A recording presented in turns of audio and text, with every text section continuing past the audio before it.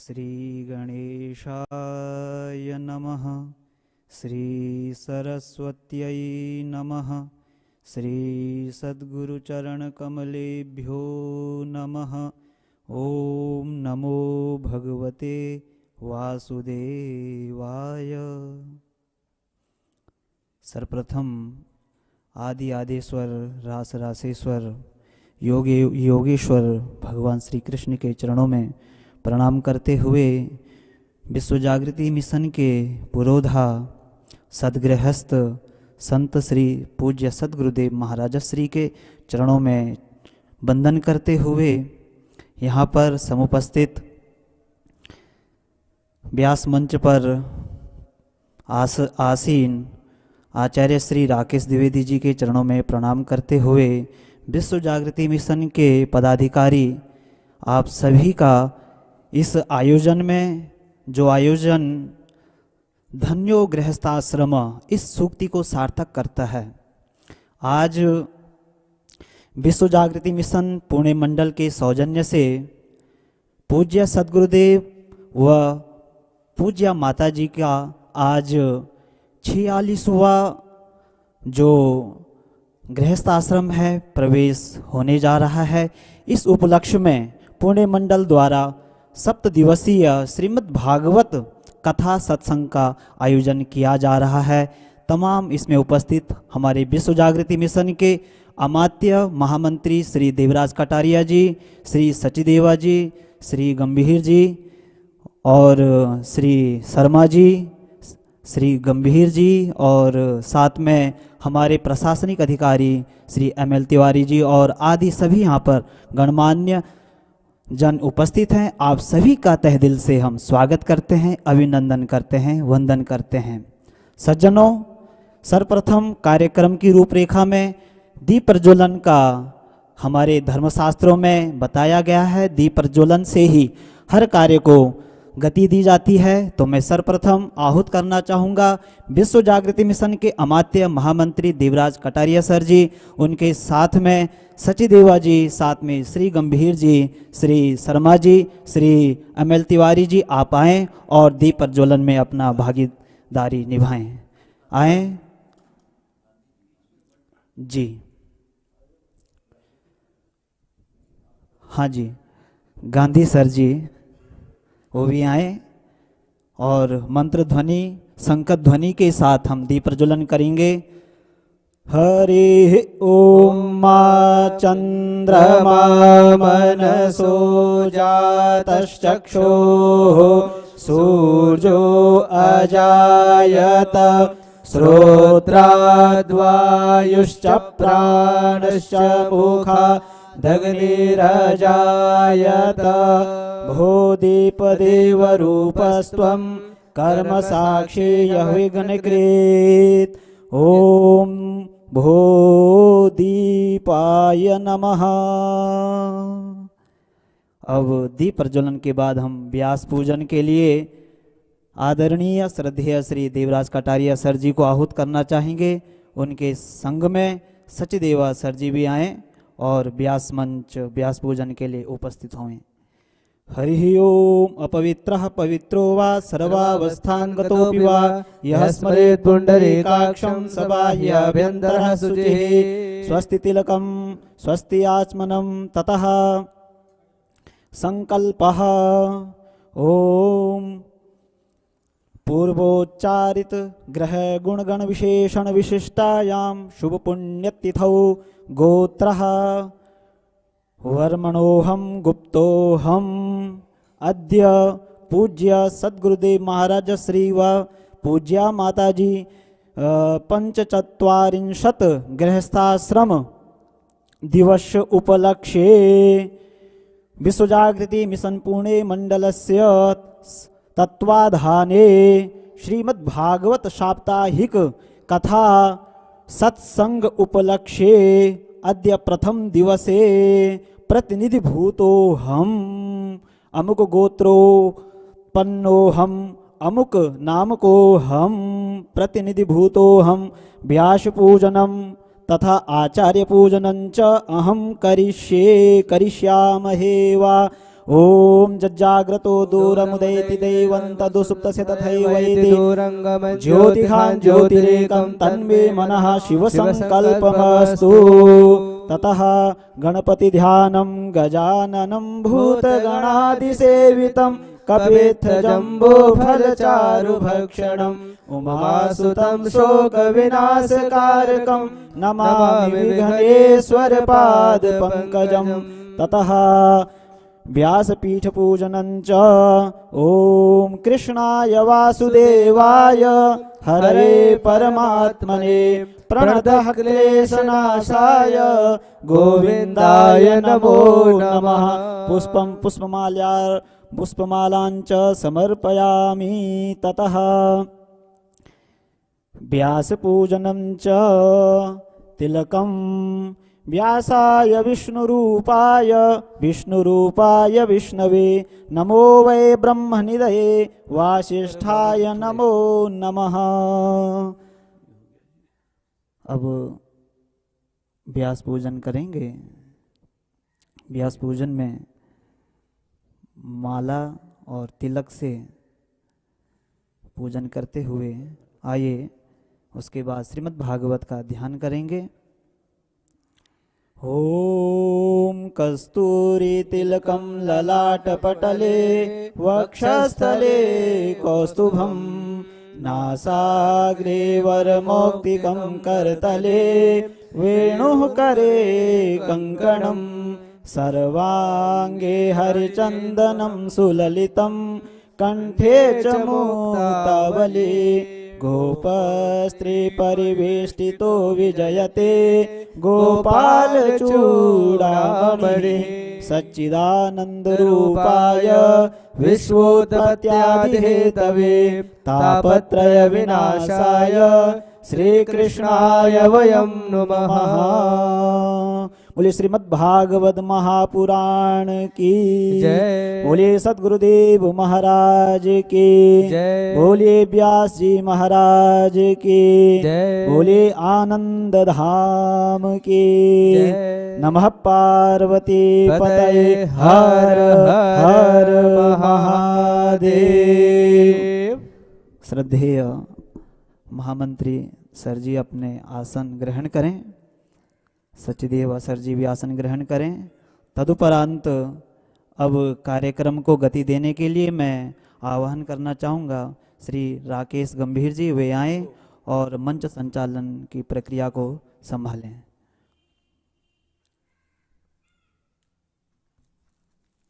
धन्यवाद। सर्वप्रथम पूज्य श्री के पावन चरणों में नमन। डॉक्टर अर्चिका दीदी के चरणों में भी नमन। विश्व जागृति मिशन के महामंत्री श्री देवराज कटारी जी एवं सभी अधिकारीगणों का स्वागत है। आज अद्भुत संयोग है कि जब सदगुरु के गृहस्थ आश्रम में प्रवेश की 46वीं वर्षगांठ पर पुणे मंडल के प्रधान श्री घनश्याम जवर जी एवं उनके अधिकारियों द्वारा और सदस्यों द्वारा इस पावन वेला को सप्त दिवसीय श्रीमद् भागवत कथा के माध्यम से मनाने का विचार बनाया। पुणे मंडल विश्व जागृति मिशन के महामंत्री श्री देवराज कटारिया जी का आभारी है और इस आयोजन से संबंधित सभी अधिकारियों के सहयोग से आज इस कथा का शुभारंभ दीप प्रज्वलन के साथ किया गया। यह कार्यक्रम 20 जनवरी तक प्रतिदिन सायं 4 बजे से आनंद धाम आश्रम से YouTube के माध्यम से प्रसारित होगी। श्रीमद् भागवत की कथा सुनने के बाद परमात्मा आपके हृदय में प्रकट होते हैं। यह वेद रूपी कल्प वृक्ष का पका हुआ फल है और ये पृथ्वी ग्रह पर सुलभ है और मोक्ष प्राप्ति का सरल उपाय है। ऑनलाइन जुड़े हुए सभी श्रद्धालुओं भक्तों के सहयोग, प्रचार प्रसार और सद्गुरु की कृपा से ही हम इस आयोजन को करने का प्रयास कर पाए हैं और पूज्य गुरुवर के आशीर्वाद और कृपा से ये कार्यक्रम हो रहा है। अब मैं आचार्य श्री राकेश द्विवेदी जी के पावन चरणों में नतमस्तक होते हुए निवेदन करता हूं कि आज की इस कथा का शुभारंभ करें। आदरणीय श्री राकेश द्विवेदी जी।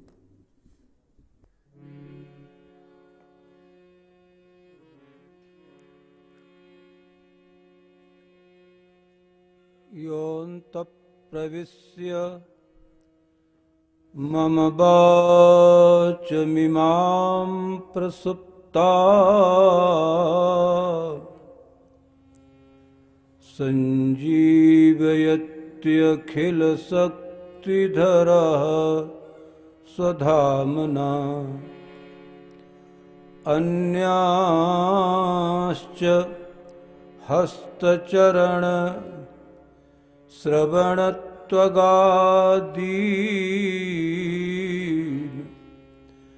प्राणान्नमो भगवते पुरुषाय तुभ्यम्।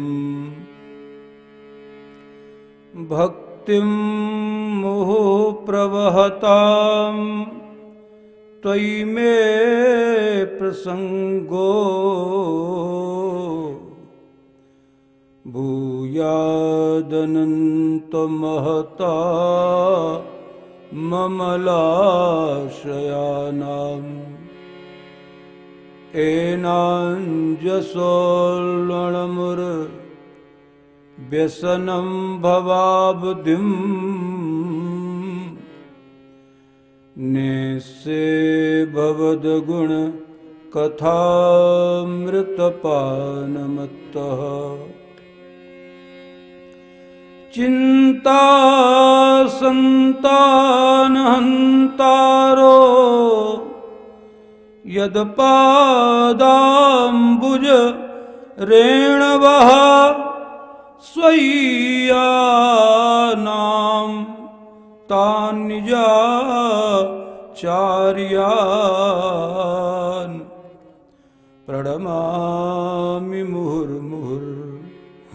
चतुर्भिश्च चतुर्भिश्च चतुर्भिश्च त्रिभिस्तथा षड्भिर्विराजते योऽसौ पंचधा हृदये। नारायणं नमस्कृत्य नरं चैव नरोत्तमं देवीं सरस्वतीं व्यासं ततो जयमुदीरये।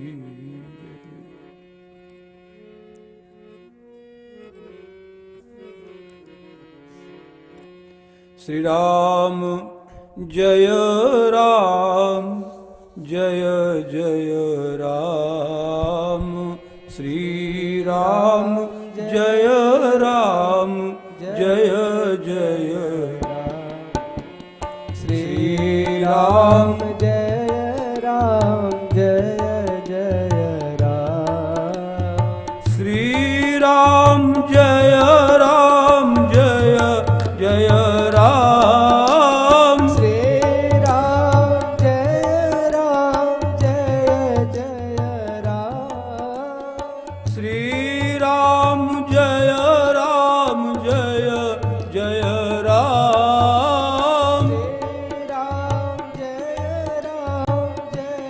जय राम। श्री राम जय राम जय जय राम। श्री राम जय राम जय जय राम।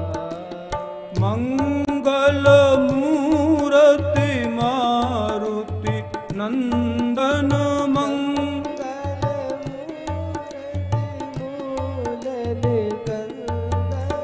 सकल अमंगल मूल निकंदन सकल अमंगल मूल निकंदन। महावीर बिन बो हनुमाना।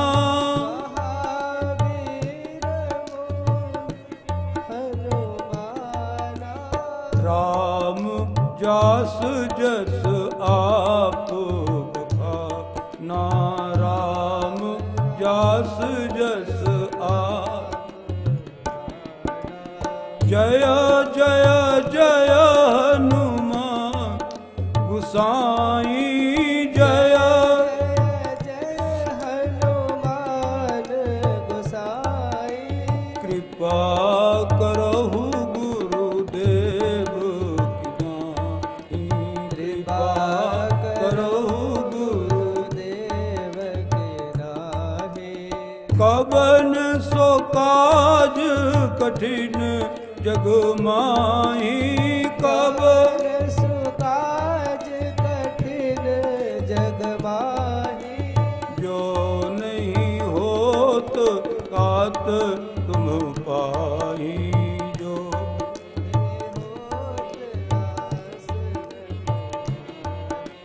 श्री राम जय राम जय जय राम। श्री राम जय जय राम।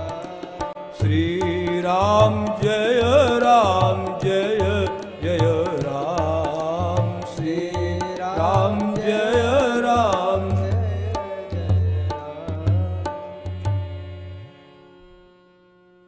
जन्मांतरे भवेत् पुण्यम तदा भागवतम लभेत। पूर्वात पूर्व परम प्रभु को प्रणाम है। परम पूज्य गुरुदेव जी महाराज के श्री चरणों में नमन प्रस्तुत है। यहाँ उपस्थित सभी गणमान्य पदाधिकारियों में सर्वप्रथम हमारे मिशन के महामंत्री जी श्री देवराज जी कटारिया, यशपाल जी, सचदेवा जी, गंभीर जी, गाजियाबाद मंडल से पधारे हुए हमारे प्रधान श्री शर्मा जी एवं समस्त उपस्थित अपने अपने आसनों को अलंकृत करने वाले सभी महाराज श्री के परम भक्त, परम शिष्य जन, पुणे मंडल की सहभागिता से, उनके सौजन्य से समायोजित सप्तदिवसीय भागवत कथा में आप सब लोगों का स्वागत है, आपका अभिनंदन है, आपका वंदन है। कई जन्मों के जब पुण्यों का प्राकट्य होता है तो कथा सुनने का योग बनता है। कथा शब्द का अर्थ होता है केन प्रकारेण, ये घटना कैसे घटी इसका नाम कथा है। और जिस भागवत की चर्चा में हम प्रवेश कर रहे हैं, भागवत शब्द के बहुत अर्थ हैं। भगवता प्रोक्तम भागवतम, भगवान के श्रीमुख से जो निर्गत है वह भागवत है। अथवा तो भागवता नाम पुराणम भागवतम, जो यह मूल विषय है उसको हम पुराण इतिहास के नाम से जानते हैं। तो पुराण शब्द का अर्थ होता है पुरा नवम करोति पुराण, जो पुराने तथ्यों को, पुरानी मान्यताओं को, पुराने धर्मों को नए ढंग से अभिव्यक्त करने की विधा है, उसको हम पुराण कहते हैं। और इतिहास शब्द का अर्थ होता है इति इत्थम, हा निश्चयेन, और आस माने बभूव, ये घटना निश्चित रूप से घटी, इसका जो लेखा जोखा प्रस्तुत करे उसको हम इतिहास कहते हैं। तो ये पुराण और इतिहास दो शब्द हैं। जन्मांतरे भवेत् पुण्यम, जो बहुत पुण्यों का पुण्य प्रकट होता है तो कथा में प्रवेश होता है। संसार की माया तो बलवती है, संसार कार्यों से हम उपरत हों और हमारे मन में सत संकल्प जागे तो ये मानना चाहिए कि प्रभु की कृपा है, गुरुदेव की कृपा है, हमारे इष्ट की कृपा है। संसार के पद पदार्थों को प्राप्त करने की जब इच्छा हो, संसार के लौकिक वस्तुओं को संग्रह करने की जब इच्छा हो, तब ये प्रभु कृपा नहीं, तब ये माया की कृपा कही जाती है। तो प्रभु कृपा हुई, गुरुदेव की कृपा हुई, और हम लोग आज इस सत्र में बैठ करके कुछ चर्चा के लिए उपस्थित हुए हैं। भागवत जी में सर्वप्रथम मंगलाचरण है। शास्त्र की आज्ञा है कि कोई भी कार्य मंगलाचरण से प्रारंभ होता है।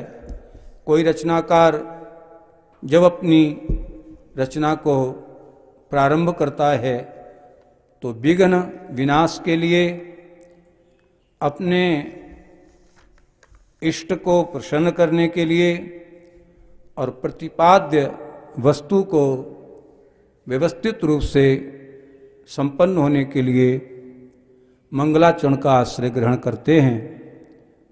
तो सबसे पहले भागवत में मंगलाचरण की चर्चा है, और ये मंगलाचरण 3 बार आया है मुख्यतः। एक तो व्यास जी का मंगलाचरण है, एक सुखदेव जी महाराज का मंगलाचरण है, और एक सूत जी महाराज का मंगलाचरण है। जब भी हम कोई कार्य प्रारंभ करते हैं तो मंगल मंत्रों से कार्य का शुभारंभ होता है, और प्रत्येक कार्य के प्रारंभ में पंच देवों के पूजन की परंपरा है। हमारे शरीर में पंच तत्व हैं। इन पंच तत्वों की रक्षा हो, इसके लिए 5 देवों का हम आवाहन करते हैं, 5 देवों का पूजन करते हैं। पृथ्वी, जल, वायु, आकाश, ये 5 महाभूतों से जो शरीर निर्मित है। हमारे शरीर में जो पृथ्वी तत्व है उसके मालिक गणेश जी महाराज हैं। हमारे शरीर में जो जल तत्व है उसके मालिक भगवान शंकर हैं। हमारे शरीर में जो वायु तत्व है, प्राण तत्व है, उसकी मालिक माँ भगवती दुर्गा है। आकाश तत्व के मालिक भगवान विष्णु हैं। तो हमारे शरीर में 5 तत्व ठीक से कार्य करें, हमारा शरीर स्वस्थ रहे, इसके लिए 5 देवों के पूजन की परंपरा है। कई बार जल की कमी हो जाती है तो लोग कहते हैं भाई इनको डॉक्टरों के द्वारा शरीर में जल पहुंचाया जाए। तो इसकी आवश्यकता ना पड़े, भगवान शंकर को मना लो, उनकी कृपा बनी रहेगी तो जल की आपूर्ति होती रहेगी, क्योंकि वो जल के देवता हैं। हमारे शरीर में जो मिट्टी तत्व है, शरीर तो कहते ही लोग मिट्टी से बना हुआ है, तो छित जल पावक गगन समीरा है। तो कहीं इसमें यह तत्व गड़बड़ ना करे, इसलिए सर्वप्रथम गणपति का हम आवाहन करते हैं। और एक बात और आपको निवेदन करें कि जो थलचर प्राणी है उसमें मिट्टी तत्व की बहुलता है। जो नभचर प्राणी है उसमें वायु तत्व की बहुलता है। जो जलचर प्राणी हैं उसमें जल तत्व की बहुलता है। तो हम लोग जो हैं उसमें मिट्टी तत्व की बहुलता है, और उस मिट्टी तत्व के मालिक भगवान गणपति हैं। इसलिए हमारे यहाँ कोई भी कार्य जब प्रारंभ होता है तो गणपति पूजन से ही कार्य प्रारंभ होता है। कुछ शोधों से ऐसा भी पता लगा है कि शरीर में 48% भूमि तत्व है, मिट्टी तत्व है, और 13% जल, 13% वायु, 13% आकाश, 13% तेज। तो इस प्रकार मिलाकर के 52% और तत्व हैं, और 48% भूमि तत्व है। तो उसके अधिपति महाराज गणपति हैं। गणपति का पूजन हम करते ही इसलिए हैं कि वो पूरी तरह से हमारे विघ्नों को शांत करें और हमारा कार्य निर्विघ्नता से पूर्णता को प्राप्त हो। इसलिए हम भगवान गणपति का आह्वान करते हैं। यहाँ मंगलाचरण में राधा कृष्ण को याद किया गया है, उनका ही यह ग्रंथ है, उनकी ही इसमें कथाएं हैं। तो प्रथम श्लोक पर आज चर्चा करेंगे। सच्चिदानंद रूपाय विश्वोत्पत्त्यादि हेतवे तापत्रय विनाशाय श्री कृष्णाय वयं नुमः। सच्चिदानंद रूपाय, जो सत है, जो चित है और जो आनंद से परिपूर्ण है, ऐसा वह सच्चिदानंद है, उसको हम प्रणाम करते हैं। जो विश्वोत्पत्ति आदि हेतवे, विश्व को उत्पन्न करता है, विश्व का पालन करता है और विश्व का संहार करता है, ऐसे उस परम तत्व को हम प्रणाम करते हैं। जो तापत्रय विनाशक है, उसको हम प्रणाम करते हैं। इस मंगलाचरण में 3 बातें कही हैं। प्रथम, भगवान का स्वरूप कैसा है। द्वितीय, भगवान की लीलाएं क्या हैं। और तृतीय, भगवान की प्रकृति क्या है, भगवान का स्वभाव क्या है, भगवान की आदत क्या है। सबकी आदत होती है कुछ न कुछ अलग तरह की। तो भगवान का स्वभाव, भगवान की लीला और भगवान का स्वरूप। अब सत क्या है, चित क्या है और आनंद क्या है, थोड़ा सा विचार करें। सत शब्द की जब हम व्याख्या करते हैं तो त्रिकालाबाधित्वम सत्वम, जिसका किसी काल में बाध न हो, जो कालातीत है, वही सत है। त्रिकालाबाधित्वम सत्वम। तो परमात्मा में पूर्ण सत्व है। और फिर कहा चित क्या है और आनंद क्या है। देखो,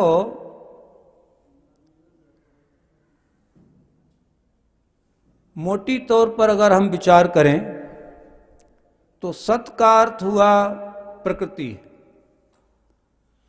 और जीव का अर्थ हुआ सत और चित, ये 2 चीजें उसमें हो गई। और परमात्मा का अर्थ हुआ सत, चित और आनंद, जिसमें तीनों चीजें बराबर हैं, वह सच्चिदानंद है। प्रकृति में तीनों चीजें नहीं हैं, जीव में तीनों चीजें नहीं हैं, तीनों चीजें भगवान में ही हैं, इसलिए वह सच्चिदानंद है। हम लोगों में सत है और चित है, चैतन्य है, इसलिए हम लोग जीव की संज्ञा में आते हैं।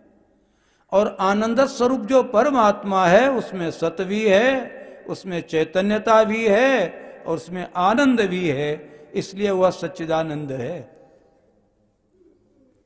तो भगवान का स्वरूप सच्चिदानंद है। अब उनकी लीला क्या है। संसार की उत्पत्ति, संसार का पालन और संसार का संहार, ये उनकी लीला है। कई बार पति पत्नी स्वस्थ होते हैं, संतान का लाभ नहीं होता, डॉक्टर भी कह देते हैं भगवान के आश्रित छोड़ दो, हम लोग जहाँ तक कर सकते थे परिश्रम किया और नहीं तो भगवान की कृपा है इसमें। तो संसार को उत्पन्न करना प्रभु का कार्य है।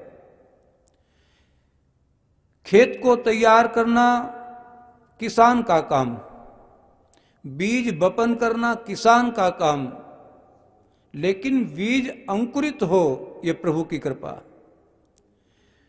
बीज अंकुरित हो जाए, फसल की देखभाल करना किसान का काम, खरपतवार से बचाना किसान का काम, लेकिन फसल सुरक्षित घर में आ जाए, प्रभु की कृपा। अच्छा, भोजन बनाने का काम हम लोगों का, भोजन करने का भी काम हम लोगों का, लेकिन भोजन पचाने का काम भगवान का। अहम वैश्वानरो भूत्वा प्राणिनाम देहमाश्रितः प्राणापान समायुक्तः पचामि अन्नम चतुर्विधम। ये 4 प्रकार का जो भोजन है, भगवान कहते मैं ही तो पचाता हूं, तुम थोड़ी पचाते हो। हम लोगों की मानसिकता बड़ी विकृत है। हमको लगता है संसार हम ही चला रहे हैं, हम घर छोड़ देंगे परिवार कैसे चलेगा। गलत सोच है। एक बार जेठ की दोपहरी थी, एक बैलगाड़ी जा रही थी, पुराना जमाना। तो बैलगाड़ी के नीचे कुत्ता चल रहा था। तो कुत्ते को थोड़ी देर में ये लगा कि ये बैलगाड़ी तो हम ढो रहे हैं, हमारे पीठ पर है बैलगाड़ी। तो कुत्ता खड़ा हो गया, और जब बैलगाड़ी आगे निकल गई तब उसको लगा ये बैलगाड़ी हम नहीं, इसको तो बैल ढो रहे हैं। बस इतना ही सोच है। जो लोग ये सोचते हैं कि गृहस्थी रूपी गाड़ी को हम ही चला रहे हैं, वो समझ लें हम क्या हैं। परमात्मा इस गृहस्थी रूपी गाड़ी को चलाने का काम करता है। गोस्वामी जी ने रामचरितमानस में स्पष्ट कहा है, विश्व भरण पोषण कर जोई ताकर नाम भरत अस होई। जो विश्व का भरण और पोषण करे उसका नाम ही तो भरत है। तो परमात्मा का कार्य है विश्व का भरण पोषण करना, और परमात्मा का कार्य है विश्व का संहार करना। एक बार प्रहलाद को कारागृह में डाल दिया गया। हिरण्यकश्यपु ने कहा देखें कब तक जीवित रहेगा, आखिर को तो मर जाएगा, कुछ खाने पीने को नहीं मिलेगा तो मर जाएगा। 2-3 दिन हो गए, प्रहलाद को कुछ नहीं हुआ। रात्रि में मां लक्ष्मी ने आकर के व्यवस्था कर दी। ताले लगे हुए हैं, प्रहरी चौकस खड़े हुए हैं, सारी सुरक्षा व्यवस्था बहुत बढ़िया है। लेकिन प्रहरियों ने सुना कि प्रहलाद तो रात में किसी से बात करता था। तो प्रहरियों ने जाकर के हिरण्यकश्यपु को कहा जिसको तुमने कारागृह में डाला है वो तो रात में किसी से बात कर रहा था, और मुझे लगता है कि वो भोजन भी कर रहा था। दौड़ा दौड़ा हिरण्यकश्यपु आया, ताला खुलवाया और प्रहलाद को कहा दुष्ट किससे बात कर रहा था, ताले लगे हुए थे, तुझे भोजन किसने दिया, तू अभी तक जिंदा कैसे है। तो प्रहलाद ने कहा पिताजी जब गर्भ में कोई शिशु होता है तब उसके भोजन की व्यवस्था कौन करता है। जो छोटे से गर्भ में उल्टे लटके हुए जीव को भोजन की व्यवस्था कर सकता है, क्या वो परमात्मा इतने बड़े कमरे में मेरे भोजन की व्यवस्था नहीं कर सकता। तो परमात्मा का काम है विश्व का भरण पोषण करना, परमात्मा का काम है विश्व का संहार करना, और परमात्मा का कार्य है विश्व को उत्पन्न करना। ये उनकी लीला है। और आदत क्या है भगवान की, किसी किसी को गाने की आदत पड़ जाती है, किसी को चाय के बिना नहीं रह जाता, चाय की आदत पड़ जाती है, किसी को गुस्सा बहुत आता है, आदत पड़ जाती है, गुस्से में रहते हैं। तो भगवान की आदत क्या है, भगवान का स्वभाव क्या है, भगवान की प्रकृति क्या है। तो प्रकृति के विषय में कहा तापत्रय विनाशाय, जो तीनों प्रकार के तापों से हमको मुक्त करा दे।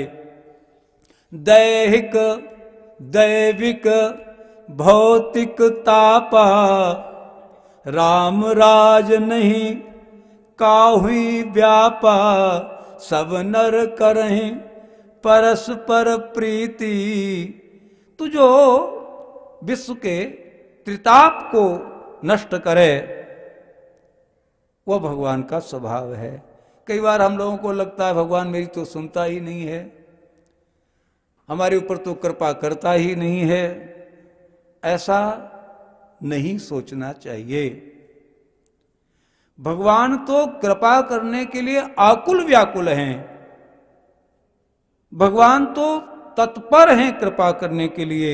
हमको यह सोचना है कि कहीं मेरी पात्रता में कमी है, इसके कारण कुछ ऐसा हो गया है। भगवान तो कृपा ही करता, उनका स्वभाव है। तो भगवान का स्वभाव है अनुग्रह करना, जैसे गुरुजनों का स्वभाव होता है कृपा करना, अपने लोगों से वात्सल्य पूर्वक उनके ऊपर वरद हस्त रखना।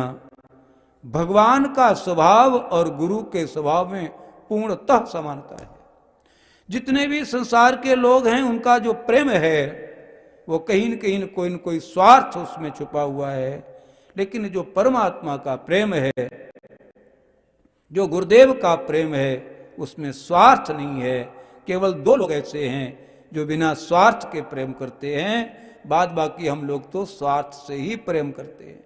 गोस्वामी जी ने मानस में कहा, स्वार्थ लागी करहि सब प्रीति, सुर नर मुनि सब की यह रीति।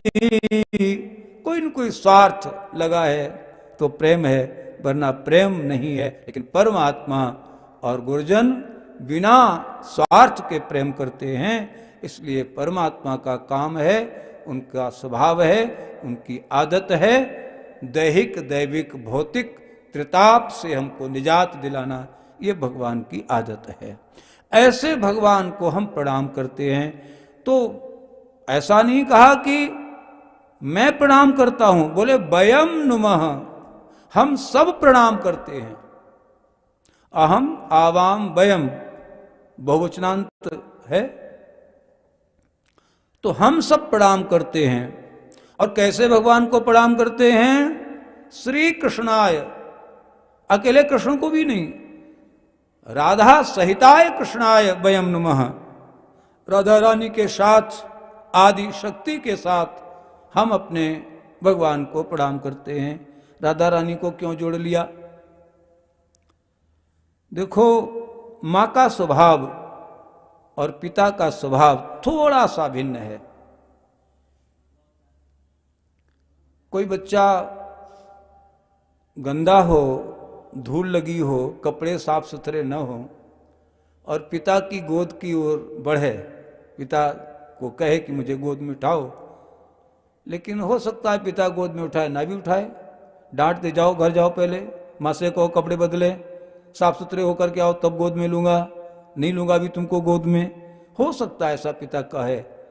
लेकिन बच्चा कितना भी गंदा हो, लेकिन माँ की गोद की ओर दौड़ता है, तो माँ उसकी गंदगी, माँ उसकी अपात्रता नहीं देखती, माँ तो दौड़ करके अपने आंचल में उसको छुपा लेती है। यह माँ की करुणा है, यह माँ की उदारता है, यह माँ का वैशिष्ट है। तो व्यास को लगा कि कहीं मेरे जीवन में कोई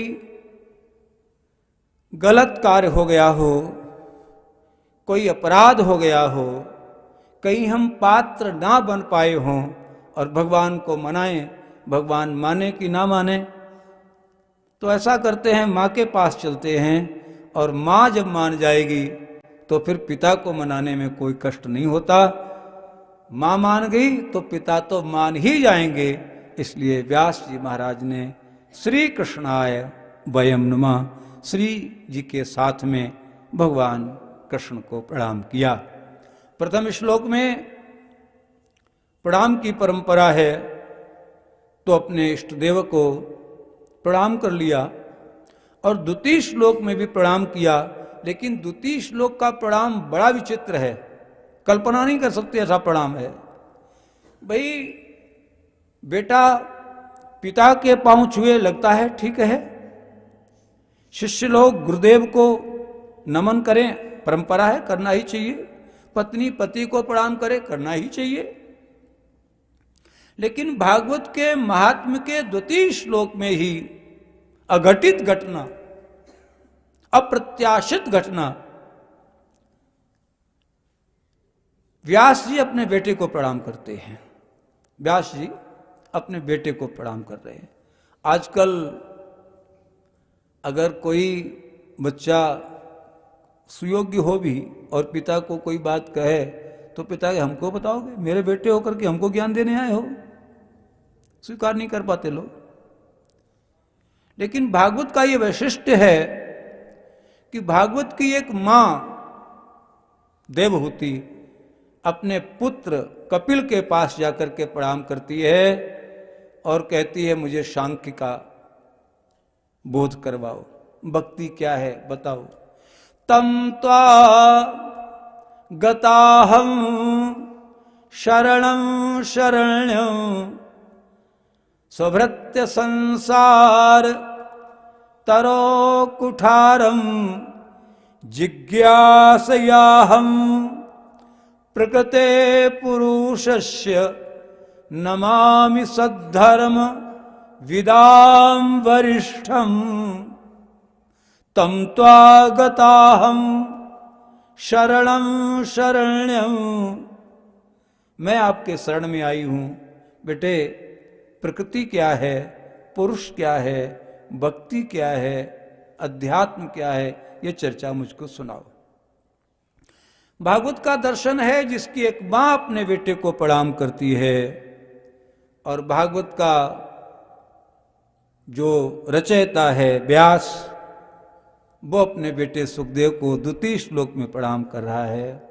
और भागवत में ही एक जगह पर सुखदेव जी महाराज को सब के सब लोग, सुखदेव की उम्र तो कम है, लोगों की तो उम्र बहुत है, जब सुखदेव जी पधारते हैं तो सब लोग उठ करके प्रणाम करते हैं। और भागवत का एक पिता आत्मदेव अपने बेटे गोकर्ण की बात मान करके और उनको प्रणाम करके अपने जीवन को सधन्य करता है। तो हमारे यहाँ पात्र को सम्मान मिलता है। वो उम्र में छोटा है बड़ा है यह नहीं देखा जाता, पात्रता देखी जाती है। तो द्वितीय श्लोक में सुखदेव जी महाराज को उनके पिताजी प्रणाम कर रहे हैं। बहुत अच्छा श्लोक है। यम प्रव्रजंत मनुपेतमपेत कृत्यम द्वैपायनो विरह कातर आजुहाव पुत्रेति तन्मयतया तरवोभिनेदुस् तम सर्वभूत हृदयं मुनिमानतोस्मि। जैसे ही व्यास जी महाराज का घर में बेटे का प्राकट्य हुआ, वैसे ही बेटा घर छोड़ करके भागने को निकल दिया, चल दिया। और कैसे चला? यम प्रव्रजंतम,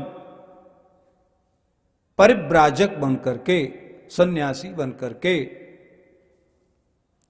और कैसा है? अनुपेतम, अपेतम, संस्कार रहितम। भाई बच्चे का जन्म होता है, नालच छेदन हुआ, फिर दान पुण्य आदि किया गया, ब्राह्मणों के द्वारा स्वस्ति वाचन हुआ, फिर छठी का संस्कार हुआ, 10वें दिन नामकरण हुआ, फिर ऐसे ऐसे अन्नप्राशन हुआ, मुंडन, बहुत संस्कार है ना। कोई भी संस्कार नहीं हुआ। संस्कार रहित सुखदेव जी महाराज दौड़ने लग गए तो पिता पीछे पीछे से पुत्र पुत्र रुक जाओ, पुत्र रुक जाओ, पुत्र रुक जाओ, ऐसे दौड़ना प्रारंभ कर दिया। लेकिन सुखदेव जी रुके नहीं। ये कथा आप लोगों ने सबने सुनी है, इसलिए चर्चा संक्षेप में करूंगा। व्यास जी जा रहे थे पुत्र के मोह में पागल होकर के रोते हुए से, तो रास्ते में वृक्षों ने व्यास का अभिनंदन किया और सुखदेव जी की ओर से व्यास से चर्चा करी और कहा, भाई आप इतने पढ़े लिखे हो, आपने दुनिया भर के ग्रंथ लिखे हैं, 18 पुराण लिखे हैं, ब्रह्मसूत्रादिक आपने लिखे हैं, और आप एक पुत्र में मोह में इतने व्यथित हो। तो व्यास जी ने कहा, आप कहना क्या चाहते हो? तब वृक्षों ने कहा कि हम तो पेड़ हैं, हम तो अज्ञानी हैं, लेकिन हमारे जो फल होते हैं वो हमारी संतान हैं। जैसे ही हमारे फल समाज की क्षुधा निवृत्ति के साधन बनते हैं, मैं उनको अपनी शाखा से अलग कर देता हूं, डाली से अलग कर देता हूं, समाज के काम आए। और तुम इतने पढ़े लिखे होकर के एक पुत्र के लिए इतने पागल हो गए हो, क्या कैसा लग रहा है आपको? अब व्यास को लगा कुछ बात तो ठीक कही जा रही है। वृक्षों ने कहा हम तो जड़ योनि में हैं, हमको तो इतना मोह है नहीं, आपको इतना मोह क्यों है? आपका पुत्र तो लोक निर्माण के लिए, संसार के लोगों के उत्थान करने के लिए निकल रहा है और आप उसके पीछे पड़ गए। तीन चीजें हैं संसार में, एक संस्कृति है, एक प्रकृति है और एक विकृति है। संस्कृति तो यह है कि हम समाज के काम आएं, किसी को खिला करके खाएं, परोपकार करके जीवन जिएं, यह संस्कृति है। और अपना कमाएं और अपना खाएं, यह प्रकृति है। भाई सभी लोग, यही तो पशु प्रवृत्ति है कि आप ही चरे, तो चलो ठीक है, प्रकृति में है जी लें, लेकिन विकृति में तो ना जिए, छीन करके किसी का तो ना खावें। तो संस्कृति, प्रकृति और विकृति। आपका बेटा तो संस्कृति में जीवन जीने जा रहा है, परोपकार करने के लिए निकल पड़ा हुआ है। देखो, हमने एक दिन कोई लेख पढ़ा था, जो सबसे विशिष्ट पक्षी माना जाता है, बाज पक्षी जिसको हम बोलते हैं। बाज पक्षी का जो बच्चा होता है, जैसे ही कुछ ठीक से उड़ने के लायक नहीं होता, लेकिन बहुत ऊंचाई से बाज पक्षी उसको धक्का मारता है कि उसके पंख खुलें और समाज में अपने लिए रास्ता बनाए, अपना जीवन जिए। मोह नहीं करता कि मेरा बच्चा है, गिर पड़ेगा, पंख अभी जमे नहीं है, उड़ नहीं पाएगा, क्या करेगा। काफी दूर तक तो यूं ही आता है, लेकिन फिर पंख फड़फड़ा करके अपना रास्ता बना लेता है। तो पशु पक्षी भी समाज को कुछ देते हैं। हम लोग तो कई बार ये सब चीजें भूल जाते हैं। एक इतिहास, दो शब्द आपको बताएं। एक 16वीं शताब्दी की घटना है, गुजरात प्रांत की। एक राजा अपने बगीचे में बैठा था, सत्संग हो रहा था, विद्वान लोग बैठे, संत महात्मा बैठे, और उधर जो बाग था उसके चारों ओर से दीवाल और रास्ते से, पगडंडी से एक पिता और पुत्र निकल रहे थे। 2-3 दिन निकले, कहीं मजदूरी नहीं मिले, थक करके घर वापस जा रहे थे। तो जेठ आषाढ़ का महीना और कुछ फल दिखाई पड़े लगे हुए आम के। तो बेटे ने कहा अपने बाप को, बापू कहता था, बोले बापू भूख लग रही है, क्या करूं? तो पहले तो मना किया, पता नहीं किसका बगीचा है, कोई आके डांटेगा, लेकिन वात्सल्य था, पिता को पता है बेटा 3-4 दिन का भूखा है, तो फिर कुछ बोला नहीं। और बच्चे ने कुछ पत्थर मारे तो कुछ कच्चे पक्के फल गिरे और बालक ने खाए, तो जिम प्रति लाभ लोभ अधिकाई। तो फिर पत्थर मारे और फल गिरे और खाए, ये क्रम चलने लगा। और एक पत्थर फेंका, आम को तो नहीं लगा, शाखा में पत्थर लगा और शाखा से छिटक करके जहां राजा बैठा था उसके सर में जाकर पत्थर लगा। रक्त रंजित हो गया, खून बहने लगा और दौड़ पड़े सिपाही लोग। किसका साहस, किसको पता नहीं ये महाराज का बगीचा है। दौड़ करके उसको पकड़ा और लेकर के आए। बालक भी आया, पीछे से पिता भी आया। पिता ने महाराज के पांव पकड़ लिए, महाराज गलती तो हुई है हमसे, हमको पता नहीं था आपका बगीचा है। बेटा मैंने मना भी किया, लेकिन वो क्या करें, फल तोड़ने लगा। और आपकी प्रजा हूँ, 3-4 दिन से मजदूरी को निकला, मजदूरी नहीं मिली, अब क्या करता। तो राजा सब कुछ सुनता रहा। अब लोगों को लगा कि महाराज कितना इसको दंड देंगे, क्या करेंगे, खून निकल रहा है सर से, सब लोग तैयार खड़े हैं दोनों को प्रताड़ित करने के लिए। तो राजा ने कहा भाई ऐसा करो, इनके घर में 1 साल के भोजन की व्यवस्था करो। हमारी प्रजा है और ये भूखे रहें, मुझे अच्छा नहीं लगता। और अभी इनको कम से कम 100 रुपया इनको दो, उसके बाद इनको विदा करो। तो लोगों ने कहा, महाराज आपको क्या हुआ? आपके सिर से खून निकल रहा है, आप रक्त रंजित हो गए हैं और आप कह रहे हैं उसको पैसे दो और 1 साल भोजन की व्यवस्था करो। तब राजा ने जो कहा वह हम लोगों को समझना चाहिए।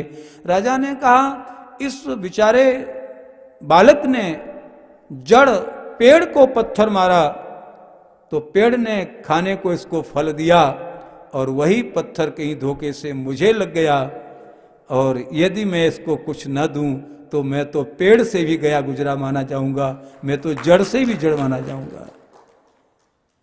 तो पेड़ भी हमको कुछ बताते हैं, नदियां हमको कुछ बताती हैं, पशु पक्षी हमको कुछ बताते हैं। हम लोग कितना समझें ना समझें। तो वृक्षों ने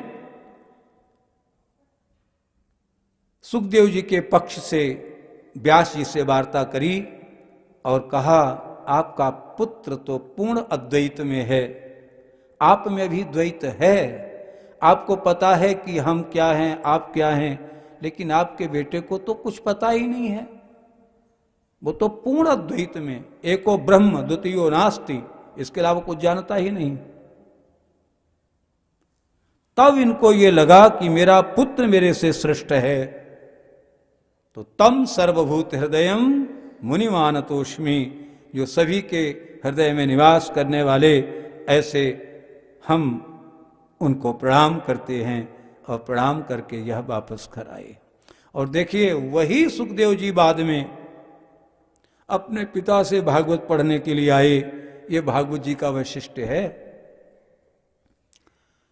जंगलों में चले गए, साधना करते थे, और व्यास को लगा कि हमारे उत्तराधिकारी के रूप में कोई तो हो, इतने सारे ग्रंथ लिखे, इनका प्रचार प्रसार कौन करेगा। तो पुत्र की याद आई तो 4 इनके पास शिष्य लोग थे, दास, वैशंपायन, जैमिनी और पाल।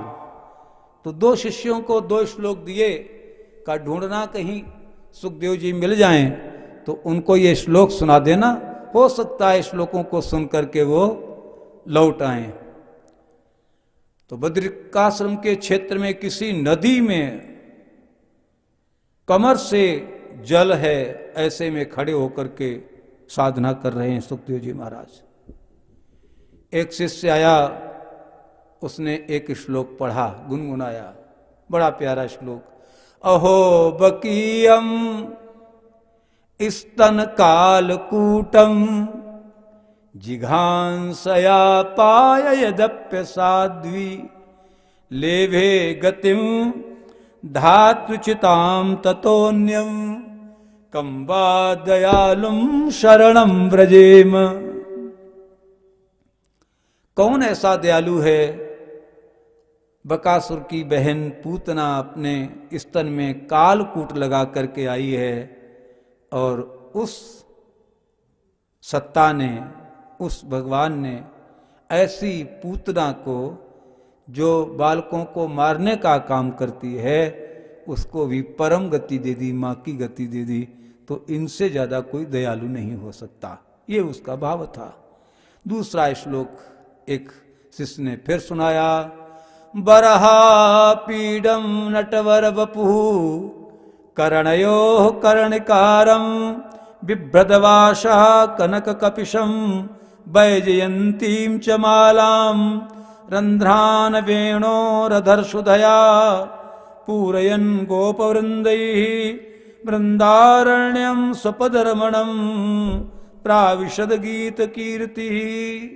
कि भगवान अपने बाल सखाओं के सहित वृंदारण्य में प्रवेश कर रहे हैं, दिव्य उनका स्वरूप है। ऐसे 2 श्लोक सुनकर के सुखदेव जी ने कहा, ये किनके श्लोक हैं? तो कहा, आपके पिताश्री ने इनकी रचना की है। फिर आकर के वह श्लोकों को श्रवण करते हैं, भागवत का श्रवण करते हैं, बाद में प्रचार प्रसार करते हैं। प्रथम दिवस में थोड़ा सा समय लगता है पूजन आदि के कार्य में, तो कुछ विलंब रहा होगा। कल से हम ठीक 4 बजे कथा को प्रारंभ कर देंगे। और 5 बजे ठीक कथा विश्राम होगी। पूजन का क्रम पहले संपन्न हो जाएगा। आइए 2 बार भगवान की नाम ध्वनि कर लेते हैं और फिर आगे की जो व्यवस्था है गंभीर जी के माध्यम से आप लोग श्रवण करेंगे। 2 बार भगवान का नाम उच्चारण। राजा राम राजा राम राजा राम राजा राम राजा राम राजा राम राजा राम राजा राम सीता राम सीता राम सीता राम सीता राम सीता राम सीता राम सीता राम सीता राम सीता राम सीता राम सीता राम सीता राम सीता राम सीता राम सीता राम सीता राम राधे श्याम राधे श्याम राधे श्याम राधे श्याम राधे श्याम राधे श्याम राधे श्याम राधे श्याम राधे श्याम राधे श्याम राधे श्याम राधे श्याम राधे श्याम राधे श्याम राजा राम राजा राम राजा राम राजा राम राजा राम राजा राम राजा राम राजा राम। बोले श्रीमद् भागवत महापुराण की जय हो सदगुरुदेव जी महाराज की जय हो आज के आनंद की जय हो।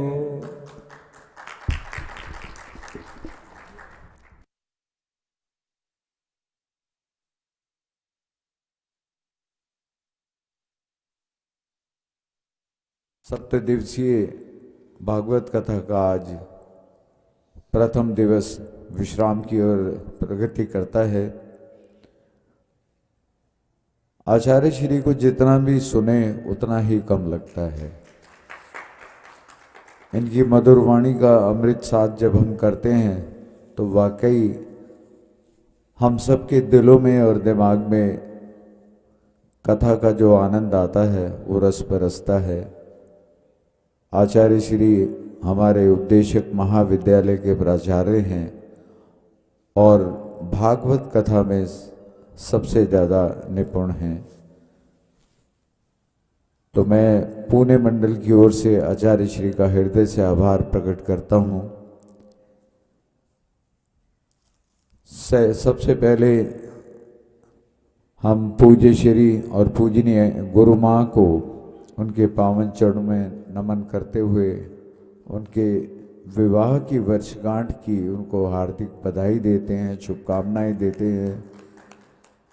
परमात्मा करें गुरु माँ और पूज्य श्री दीर्घायु हों और इसी प्रकार अनंत अनंत वर्षों तक हम पर अपना आशीर्वाद और अपनी कृपा हम पर बरसाए रखें और हम भी उनके हर पर्व पर आनंद बना सकें। ये कार्यक्रम जो आज प्रारंभ हुआ है ये 20 जनवरी तक चलेगा। इसके लिए मैं आभार प्रकट करना चाहता हूँ पुणे मंडल के प्रधान आदर योग्य श्री घनश्याम झंवर जी का, महामंत्री श्री विष्णु भगवान अग्रवाल जी का एवं संगठन सचिव आदरणीय श्री रविंद्रनाथ द्विवेदी जी का। और इस कथा के आयोजन के लिए पुणे मंडल के हमारे बहुत सारे भाई बहन यजमान बने हैं। मैं आपको उनके बारे में जानकारी दे देता हूँ। हमारे जो मुख्य यजमान है इस भागवत कथा के लिए वो हैं आदरणीय श्री राजेंद्र कृष्णा उदयनिया जी और उनका परिवार। सह यजमान के रूप में श्री ताराचंद जागीर जी और उनका परिवार। उप यजमान के रूप में श्रीनिवास प्रसाद जी एवं श्रीमती प्रियंका प्रसाद जी सपरिवार। और एक उप यजमान श्री मोहनलाल सुतार जी सपरिवार, और हमारे सहयोगी यजमान भी बने हैं, उनके नाम भी मैं आप सबको बताना चाहता हूँ। श्री चंद्र मोहन भाटिया जी एवं श्रीमती शांति भाटिया जी, श्री प्रेम नारायण सैनी जी, श्रीमती शोभा नानावरे जी, श्रीमती स्वर्णलता शिंदे जी, श्री हरिहर साव जी, श्रीमती पुष्पा गायकवाड़ जी, श्री रामेश्वर शंकर मस्के जी, श्रीमती गीता क्षीर सागर जी, श्रीमती मीना खत्री जी। और मैं आप सभी भक्तों का भी जो ऑनलाइन माध्यम से जुड़े हुए हैं, यूट्यूब के माध्यम से आचार्य श्री के प्रवचनों का अमृत साध कर रहे हैं, और अभी जो हमारे सत्संग भवन में प्रशिक्षु विद्यार्थी और जो भी भगतजन बैठे हैं, मैं उनका हृदय से पुणे मंडल की ओर से आभार प्रकट करता हूं कि आपने आकर इस कार्यक्रम की शोभा बढ़ाई। जैसा कि आचार्य श्री ने कहा कि कल का कार्यक्रम ठीक 4 बजे प्रारंभ होगा, तो आज के इस कार्यक्रम को यहीं पर विश्राम देते हैं।